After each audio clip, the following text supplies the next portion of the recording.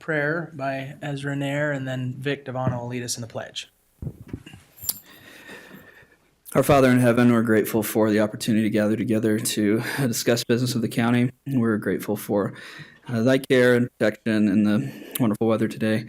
We ask that thou would please bless those who cannot make it today and watch over them and comfort them. And we're thankful for the opportunity to have public discourse. And we say these things in the name of Jesus Christ. Amen. Amen. Thank you.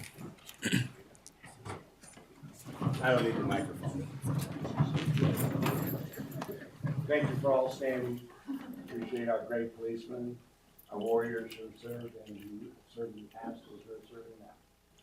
I pledge allegiance to the flag of the United States of America and to the republic for which it stands, one nation, under God, indivisible, with liberty and justice for all. Thank you. Thank you, everyone. We're going to jump right into our recognition of the March Employee of the Month.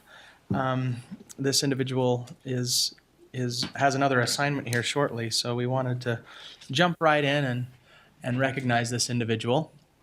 I always wonder if they know that they're being, and usually they coerce them to come to this meeting, and so I don't know if they know or not, but it's Crystal Thorne. And so based upon her reaction, it looks like maybe she didn't know that was going to happen. So let me read a few nice things that your peers at work said about you, if that's okay. Crystal consistently demonstrates outstanding qualities that align perfectly with the mission of the Children's Justice Center. She has remarkable communication skills. She conveys empathy. She has profound impact on the children that the Children's Justice Center serves, and is sensitive to the unique needs of each child, creating a safe and trusting environment. She has a calming influence and is instrumental in resolving challenges efficiently.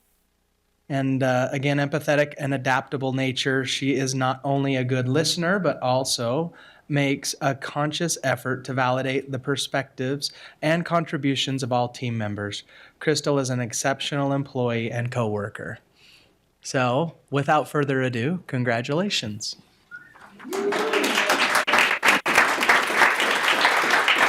Come up, we'll get a picture, and you're welcome to say something if you want.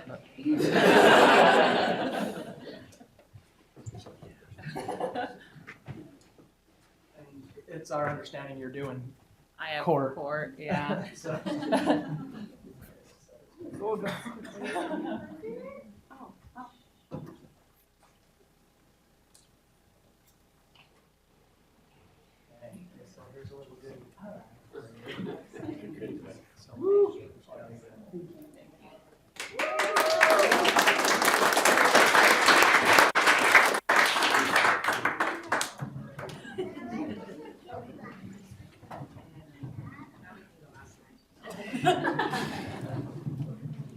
Right. We have a work session, our quarterly report from the Public Defenders Association. Thought I saw Josh here earlier. Okay. He's on his way. Okay. Let's build our consent agenda. We're doing pretty good today, aren't we, on time? Moving right along with needing to get Crystal to court. So let's build our consent agenda, and then we can move into the work session. So items 1 through 9, Commissioner Gardner, do you have anything you'd like to hold? I did not. Okay. And items 11 through 19, let's just say items 11 through 20. I would like to hold 14 and 15. I Commissioners, did not have any if we could additional hold ones. 20. Holding 20, for we have sure. Yep, one representative I have here. that as well. Property tax actions. That was the only one that I actually had any questions on, was 20.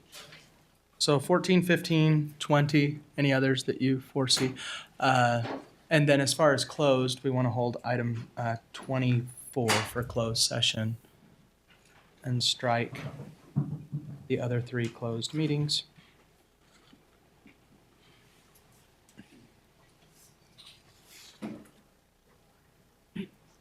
Ready for me? Okay. I have us holding regular agenda items number 14, 15, 20, and then as far as closed meetings, we're striking 21, 22, 23, and holding as stated 24. Thank you. Okay, I see our public defenders are here. If you're ready, we'll.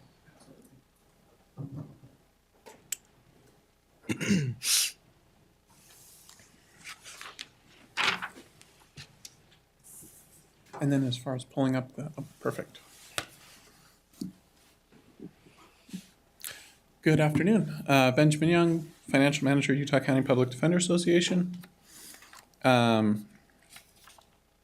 going to give a Q4 presentation on performance, finances, overall performance for Q4 and rolling that together for the entire year of 2023. Agenda discussing trends that we've seen in the district court 2021 to 2023, a detailed analysis of Q4 specifically for 2023, and then discussing budget versus actual, and then the detailed breakouts of those.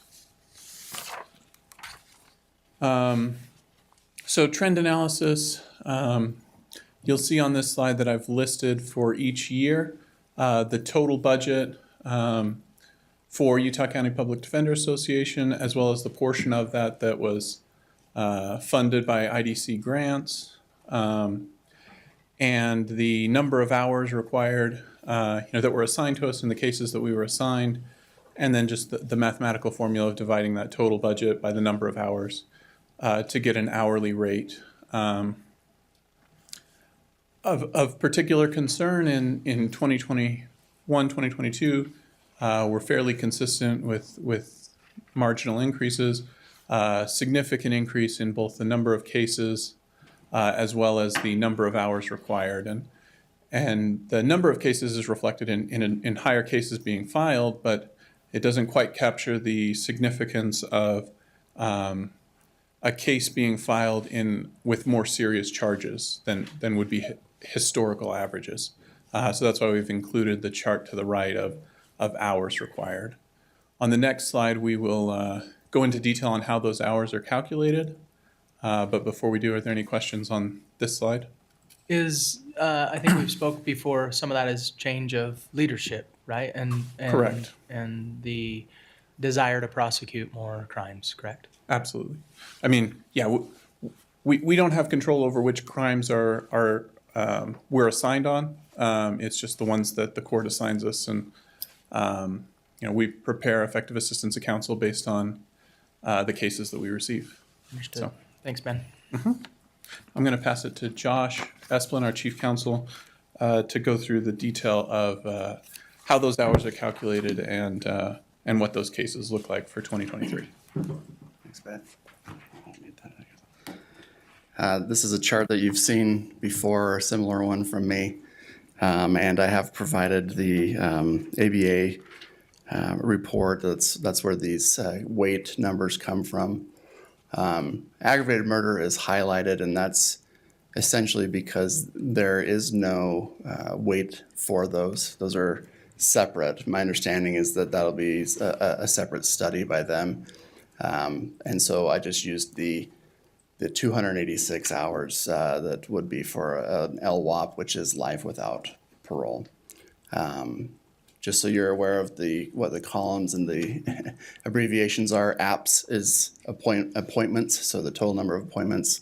CON would be a conflict or cases that we did not retain in the office. So the TKO is total kept in the office. And then you have the weight that is taken from the ABA study. All these different case type categories are also from that study. And so then the hours needed would be the total kept in office times the weight provided, and then the CON hours needed is the conflict hours for the cases that were conflicted there.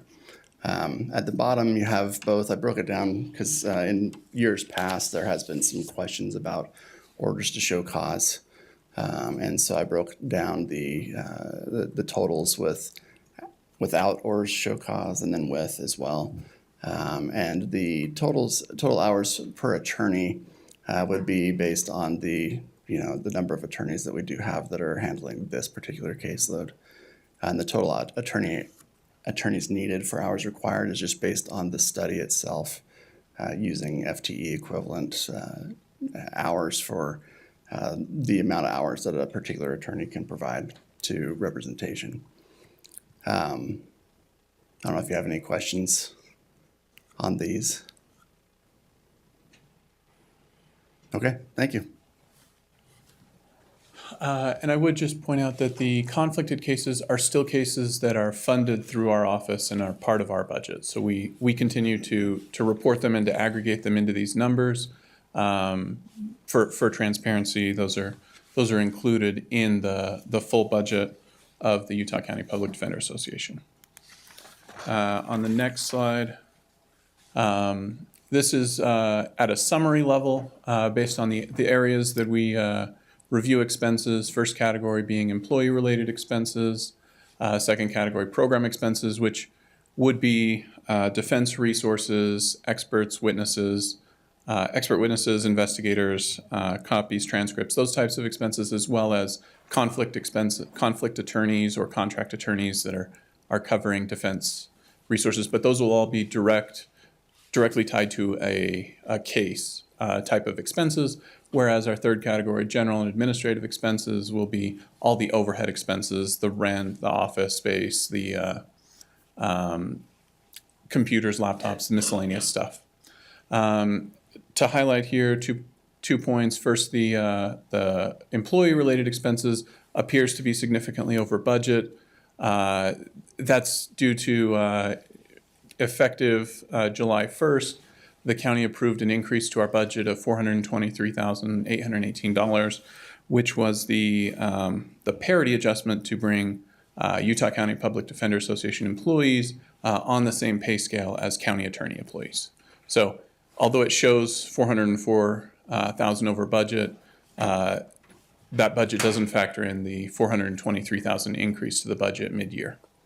And then in regards to program expenses, as we've addressed with the commission previously, that includes some capital cases, extraordinary cases, and defense resources that we just, as shown in the slides earlier, there's just an unprecedented number of cases that we were assigned, significant increase there, and these are the corresponding significant increases in cost. Did you not adopt a budget adjustment at any point then? So for consistency in reporting to the county, we don't adjust the budget once it's been approved and we present it. Even if there's even if there's a voted on contract adjustment? I mean, we can absolutely adjust it if that's the preference of the commission. We've just, for consistency of quarter to quarter reporting, we've left it. So oftentimes what we'll do as a county is we have our adopted budget and we'll have that, and then we'll have an adjusted budget because obviously like a mid-year came. I think we had 4 contract adjustments last year.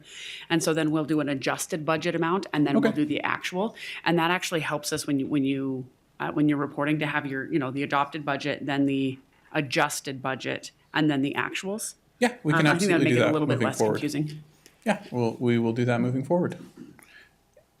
And that screen, Ben, is just Q1 to Q3 in No, 23. oh, I apologize. That title has not been updated. That's the full year. I was thinking that's Apologies. what you meant. Yep. Okay. Nope. That was an error on my part. Right.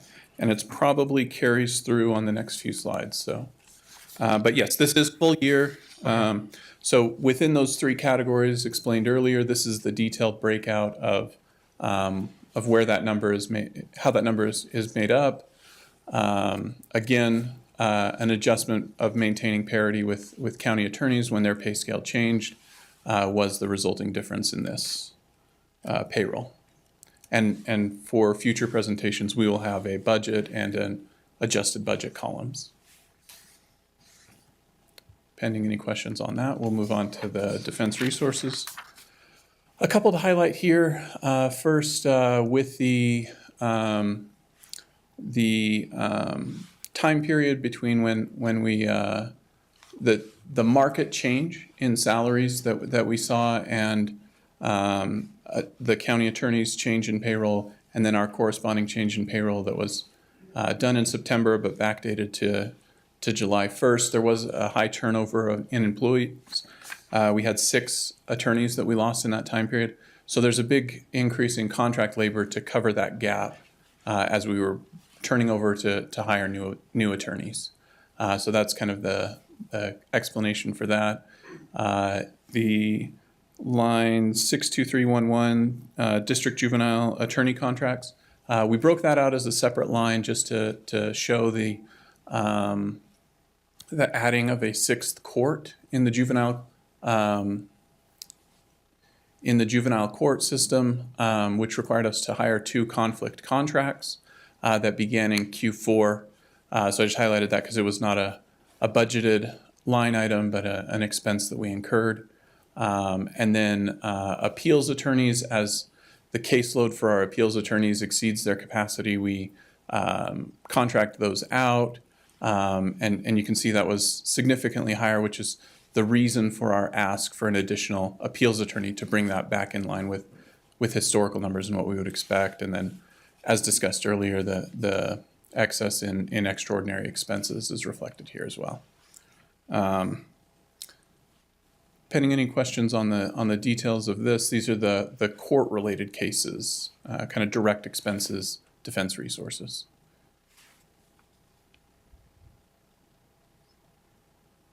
Okay. And then finally, the general and administrative. I think the only thing to highlight here is that we received a non-lapsing funding in a grant from the IDC in January 2023 after the budget had been approved for some additional office expense and computer equipment upgrades. And so, again, moving forward, we'll update the budget on that so that it's reflected, but that's the explanation for that difference in budget versus actual. So not actually over budget based on the grant that was received post-budget adoption. So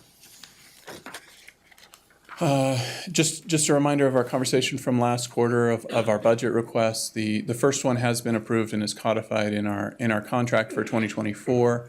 All the other ones have been not yet approved. We've approved a temporary budget for Q1 and Q2, pending the results of an audit. We met with the audit committee this morning, so that's on track and moving forward, and we hope that we can revisit these to continue discussion on them as we, once we have those audit results, validifying these requests from the commission's perspective. So, are there any questions on those? Can you email us these slides, by the way, Absolutely. as well? Yeah. I think you've done that in the past. I have in the past, but I can send it again. Not a problem at all. That'd be great. So then that's the conclusion of our presentation. As there's no further questions, that will end. Appreciate it. Thank you. Yeah, absolutely. Thank you. Okay, thank you, Ben and Josh. Moving on back to our consent agenda. Items 14 and 15. I'm having struggles with lowering the insurance liability requirements. Part of my thinking is, as a prior insurance agent, we ask people to carry that mainly because the number that we as a county ask for is what is the word I'm looking for, Katrina? The government immunity type. The Government Immunity Act. Government Immunity Act is at that 3 million, correct? And so personally, I see that if there was an appetite to make a change, I just struggle with always approving these, because then if I get into I chose you but not you and this event over that event, then that's my struggle. So that's why I wanted to hold item 14 and 15. I'm leaning towards a denial on those. For the sake of efficiency, I have historically, not having an insurance agent background, I have historically approved those. And so I try to make sure that my voting record is always consistent, even if that means that we disagree. I have traditionally approved those, and in order to maintain consistent, in this case, I'm going to make a motion to approve these. So if that motion died for a lack of a second today, Wouldn't that be something? Wouldn't that be something? No, don't make us arm wrestle, because I do not want to publicly lose to Amelia in an arm wrestle, but No, if there's no second, it would die and it just wouldn't be Can I approved. speak to 14? I'm here to represent 14.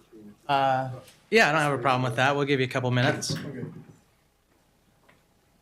I appreciate it. Sure. My name is Casey Brady. I'm with Utah Bow Fishing Association. Okay. So the only reason why I've asked for this variance on my side is because the only part that would be of the tournament that would be taking place on county grounds would just be where they're launching from and when they're coming back, and then we're having like an awards ceremony. The tournament itself is being handled on Utah Lake, and so the county doesn't, that's over Utah State, and I have the necessary permits through the state and through with the DNR to hold the tournament, and they've been sufficed with the $2 million insurance that we currently carry, with the county requesting the $3 million just for the event insurance because we're launching out of Lincoln Beach. It puts us, we're a nonprofit, we're just getting up going again. It puts us out of budget to where we might not be able to host the event. When that's just a super small part of what's actually happening, is just the ceremony of awards at the end of the tournament on the Sunday after it's complete. And so the event insurance was just covering that part of that, when I have everything else a part of it. And I have, Utah Lake Authority is a partner of ours, and DNR is partnering up. The reason for this is the conservation of Utah Lake in removing carp. And that's what we're trying to cooperate with the state to do. And I'd hate to have it die because of a budget reason like this. When is your event? The April 27th and 28th. Out of curiosity, what is bow fishing? So it's actually fishing, but it's like a mix between hunting and fishing, where we Like, retrieve. legitimately using a bow. We use bow and arrows to harvest That's what I a was target wondering. species. So carp is what we're going after at Utah Lake. Historically, we're anticipating of having like over 120,000 pounds of carp removed from the lake on those 2 days. There's going to be a lot of pre-scouting and things happening by the individual teams beforehand, as well as coming back. And so we're just trying to, the Utah Lake Authority has a new mission to try to encourage the public to help remove the carp. The company that was doing it, Loy Fisheries, is no longer doing it. They're no longer contracted with the state. And so we're making an effort and trying to get the public involved in doing so. And this is, it's a killer for us. We don't have a lot of money. It's just a club, basically. We're running off of donations and funding that way through raffles and things like that. And so the added cost gives us about $2,500 of added cost that we didn't have, and puts a little bit of a burden on us. So the additional $1 million is 25. It goes, so our one event insurance for the weekend went from $426 to like $2,430 or something. So, Couple and thousand. that's just the hard cost of just the insurance on that. So that's the reason for me to come to try to plead my case, because it is such a small part of the whole weekend. The whole tournament is going to be held on the lake, and those permits are satisfied with the $2 million. So to have the added cost for just such a small part of the event launching out of Lincoln Beach, puts us in a little bit of a bind. Thank you. Thanks for that. Yeah, Appreciate the no update. problem. Thank you. My questions on this are, if the governmental immunity is at $3 million and the insurance is $2 million, there's no way we're the only governmental entity having this issue. Right, we would all be named in a lawsuit, depending on the lawsuit. Right. Right, so Well, if and- somebody launches their boat and there's an accident. I mean, do we need to initiate a law change to see if we can have our legislators change this so that the governmental immunity is at 2 million instead of 3 Well, million? it's always been my issue, consistency. If the state or the lake authority is okay with less, but our policy is more, you're absolutely going down the right road. But for me, and again, you're going with consistency as well as, what we're trying to do is be consistent. And I would like a So- long-term solution for this. If we need to engage our legislators to say, hey, we've got a problem here. We've got $1 million gap, which the number of events that we host that have that $1 million gap, and if this is per occurrence, like that's a huge open liability, right? Yeah, and And I mean, Then as the- entertaining as bow fishing sounds, it Yeah. doesn't sound like undangerous. Yeah, and It doesn't sound dangerous. it's great.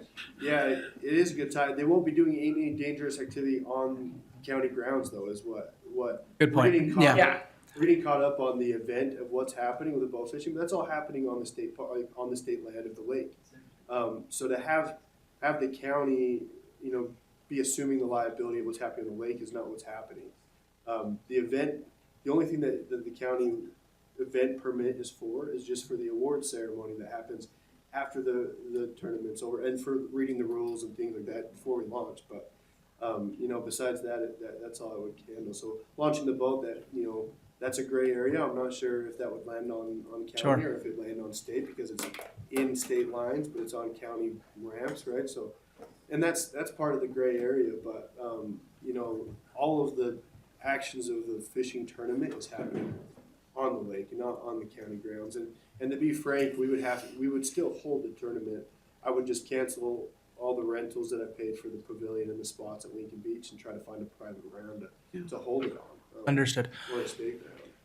Okay, so for me, the biggest challenge, and then having 2 items on the agenda, and the next one being a bike race, this is similar for me. And so I'm wondering if, I'm probably looking at Paul and Ezra to say this would probably push for a week if it died for a lack of a second. And then if Commissioner I could make a Sakovic, motion to continue the item for 1 week, and then Commissioner Sakovic just kind of signaled that maybe next week's his return back to work week, and maybe there's I will some different. modify my motion, and I will make a motion to continue this item for 1 week until either A, we can get a third commissioner, or B, we can figure out why there's a gap in insurance policies and liability. Does 1 week hurt your ability to get a permit and move Our forward? registration started despite. We're still going to try to move forward, like I said, but it would just be us trying to find a different location than a county ground. Okay. And that's the hard part too, is like, even if I move the event off of county ground, the participants are still gonna be launching from Lincoln Beach or Goshen Bay or something. Yep. like that. Yeah, but then it would be on an individual But basis then at it'd that be on an point. individual basis, and I wouldn't need the permit from the county. And so Yeah. The only thing that would be affecting the county is me canceling my. Well, this is one of the reasons that it's difficult to have a 3-member commission with 1 member having been gone for 8 weeks, is because we can't make these types of decisions. So the best I can say is to continue it 1 week and hopefully come up with a solution in that week. So we'll continue it and then see. We want you to have your event. Yeah. I just struggle with, if there is an accident, then that consistency on me is right. Mm-hmm. And I can't get my head around it, and unfortunately I'm that insurance guy, that Would it help to see our waiver? It pretty much indemnifies anybody. I wish, but as a city councilman in Spanish Fork, the waiver for bull riding didn't hold. We were in a lot of litigation with a lot of junior buckaroos. And so anyway, so that's kind of where I'm just coming from, but I think we can find a solution for you to be able to have your event. To see if he's gonna be here, or if the other council member is gonna be here. I wish. Okay. I'll just I wish follow we up. knew when he was going to be here and when he wasn't. That would be fantastic.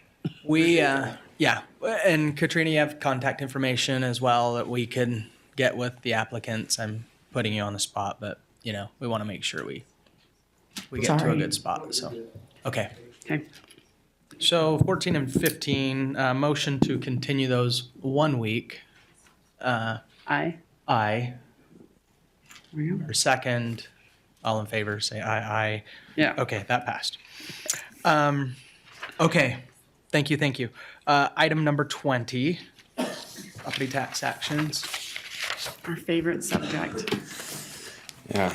I cannot get bow fishing out of my head. It's like I'm imagining Come and a check it Monte. out. Yeah, I might have to. It's a good time. Quite frankly, Amelia, it's a great, I did it 55 years ago in Utah Lake, and we cleaned out 600 carp. Sounds If you fun. take those to my grandma's, we used to have to take them to her flower garden and garden the carp so that they would That's- fertilize right after. Yeah, So that's the efforts. I mean, the state in Utah Lake, they're handling the disposal. When you're talking about, close to 200,000 pounds of fish in a Unbelievable. 2-day span, it's quite a feat. And so I'd hate to lose the efforts of the state and Utah Lake Authority and something. yeah, we thank will you. see if we can come. Yeah, thank you. All right, Adam. Thank you. Adam Beck, County Attorney's Office. There was one item that I wanted to hold. It's that Flagship Development Incorporated.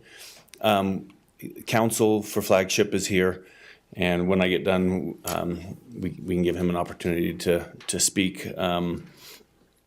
So just as a little background information, last year we had the recommendation letter 2023-15, and that item was about a park in Vineyard, the Penny Springs Park.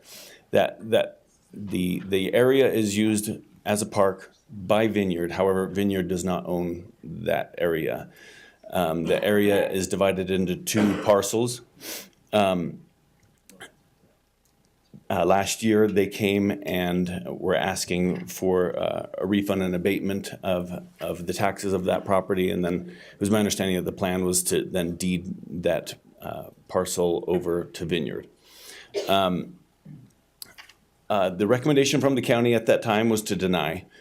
This board approved that on a parcel.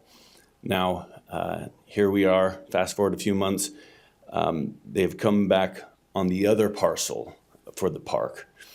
The concerns that the county had last time are the same now. And When you say the county, you mean like the assessor's So- office, the recorder's office, and the attorney's office? yes, you're Okay. right. Yeah, that's a good clarification. Clarifying. Yes, and the property tax officer as well. Yes. Okay.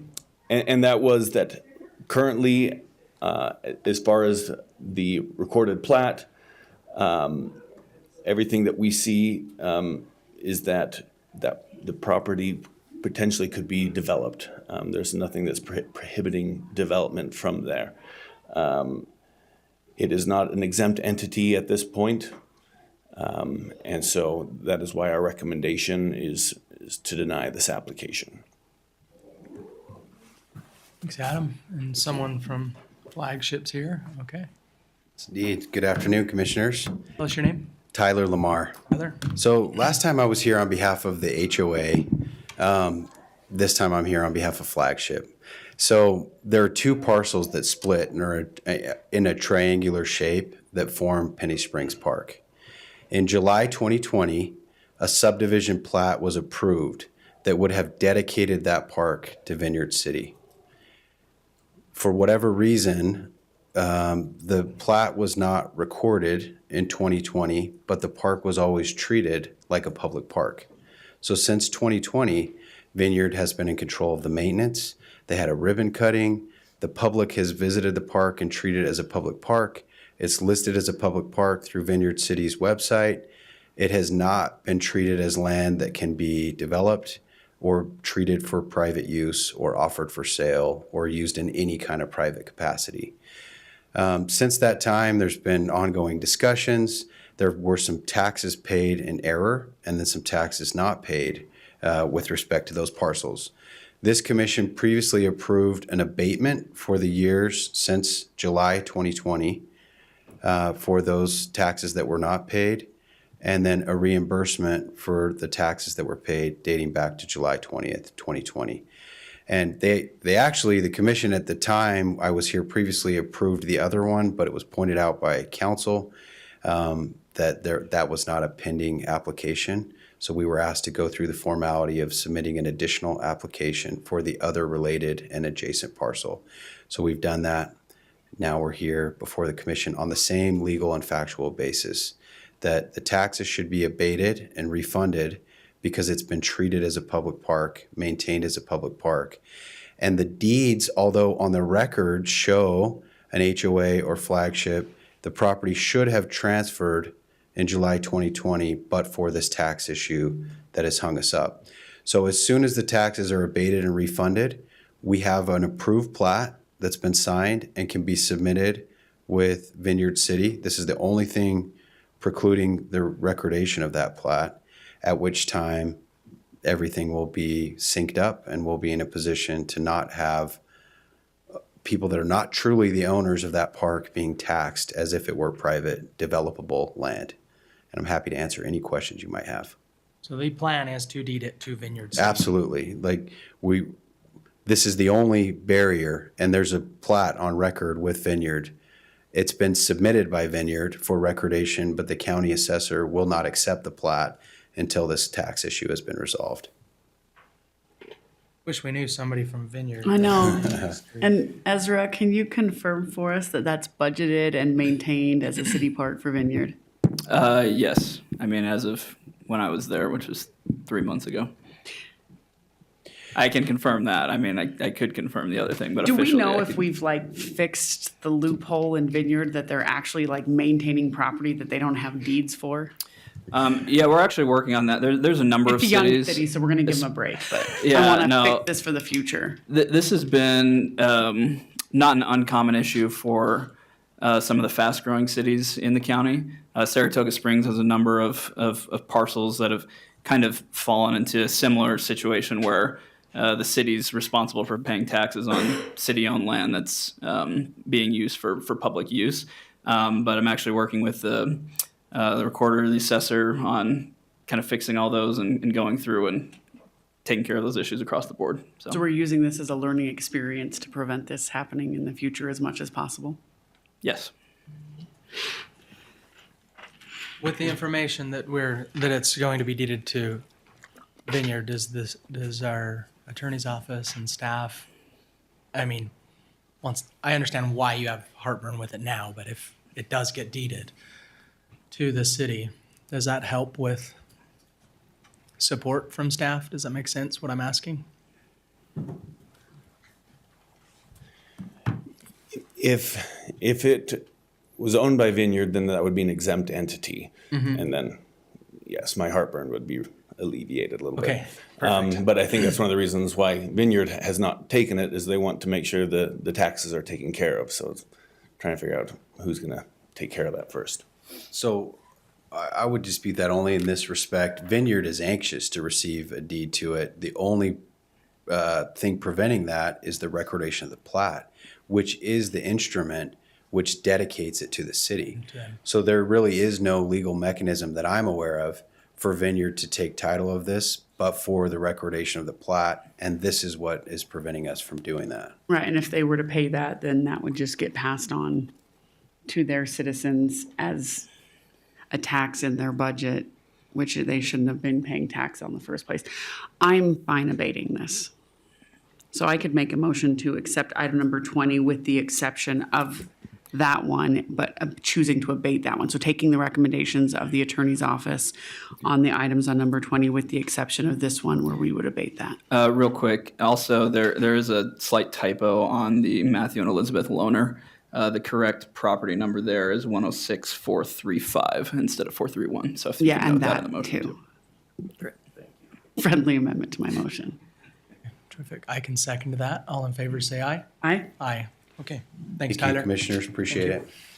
Okay. Okay, before we go to public comment, personal privilege, at the first of the year when staff approached me as a new chair and said, hey, we have Zoom comment. And I said, well, we don't normally get much Zoom comment. So I made a decision and said, hey, we're not going to ask for Zoom comment. And I'm wanting to apologize to you, Commissioner Gardner, because I think that blindsided you. There was an article that came out, and I don't know elected officials that are more open. I'll give you my cell phone anytime, and I know Commissioner Gardner makes herself very available all the time. So the last thing I wanted was for that to be a blind side to you and have your husband reading that article or whatever happened.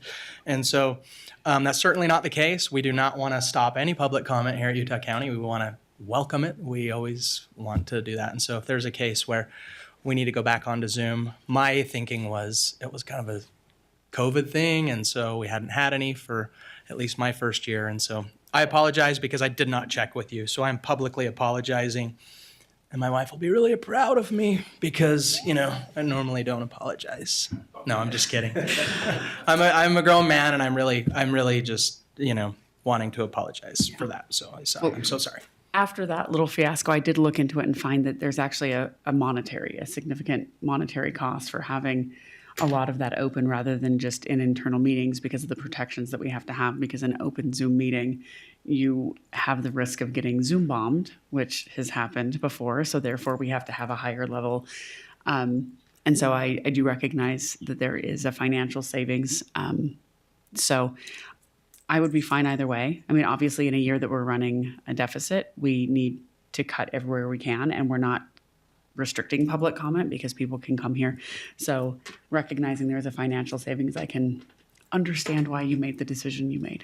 It somewhat felt like maybe the articles, I don't want to say it's, silly campaign season and political, but some of that could be taking place at the same time. If you know your three commissioners, they are as accessible as we want to make ourselves very. I mean, like I say, I asked the reporter to print my cell phone if they want in the article, and I'm completely okay with that. It's a personal cell phone, so I sent mine Anyway. out on my mailers. personal privilege is all I wanted to do there, and so, okay. Moving on to public comment. Is there anyone from the public that would like to address the commission? Okay, seeing none, we'll go into closed session. Thank you, everyone.